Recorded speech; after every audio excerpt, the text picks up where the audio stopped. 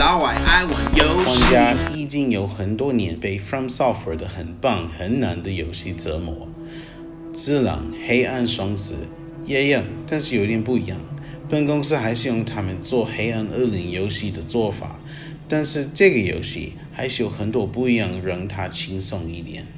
这个游戏的环境非常的完美，特别是如果你使用 PS4 Pro 或 Xbox One X， 本游戏的剧情也非常的清楚又容易接受。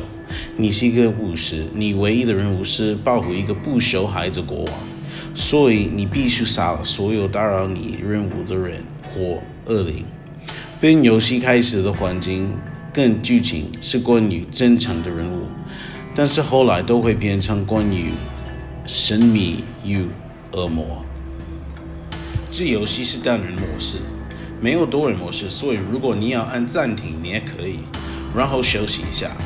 说休息的话，这个游戏也有复活的功能，你的角色可以每一名复活一次，为了快点离开更次的场景，再想想办法，这就是非常的棒。这个游戏最棒的地方就是它的战斗系统。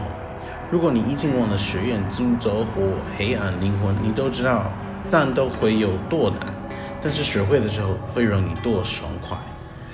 这个游戏战斗是基于知道何时逃避、招架或攻击的系统。一旦你完全明白了，你绝对可以成为一个知名的战士。你的角色被赋予了一个价值，可以转化为许多其他有用的物品，如抓钩、斧头、强大的防御伞等等。